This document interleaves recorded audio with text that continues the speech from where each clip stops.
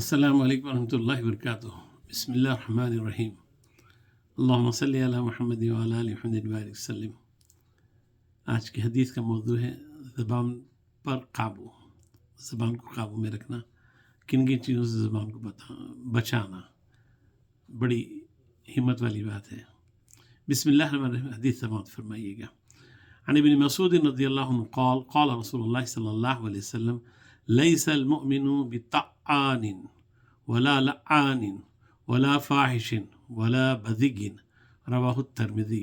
حدیث شریف ہے، عبداللہ ابن مسعود رضی اللہ تعالیٰ عنہ سے روایت ہے کہ رسول اللہ صلی اللہ علیہ وسلم نے فرمایا، مومن بندہ نہ زبان سے حملہ کرنے والا ہوتا ہے،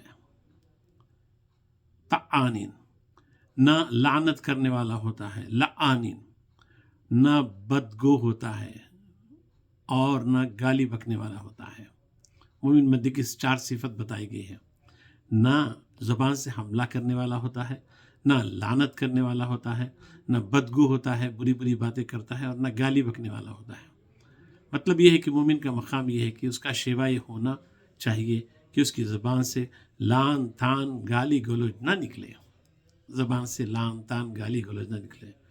اس کا مطلب یہ ہے کہ آپ کا کلام صاف و شفاف ہونا چاہیے۔ ہوتا ہے غصہ ہے، انسان کو آتا ہے، بات چیزیں پسند نہیں ہوتی ہے، صحیح ایک چیز ہوتی ہے تو انسان بے قابو میں ہو کے فوری لعنت ہے تم پر بول دیتا ہے، فوری بولتا ہے، گالی گلوچ پہ آ جاتا ہے انسان، مزاج میں ہوتا ہے انسان کے۔ مگر یہ تعلیم ماحول کا بھی اثر ہوتا ہے، جیسے ماحول میں انسان پرورش پاتا ہے تو پھر اس کو ویسی اس قسم کی گفتگو ہوتی ہے۔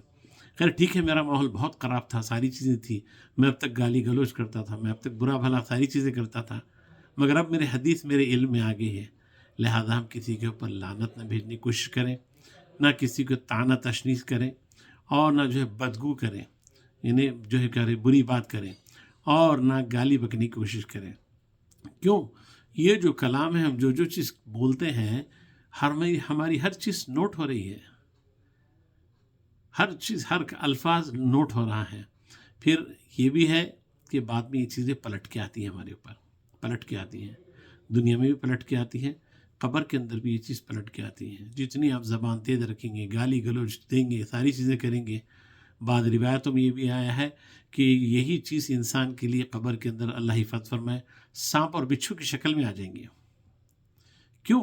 اس لیے کہ زبان کا جو اثر ہوتا ہے یہ بہت برا اثر ہوتا ہے۔ تلوار سے بھی زیادہ گھاؤ جو ہوتا ہے زبان کا اثر ہوتا ہے۔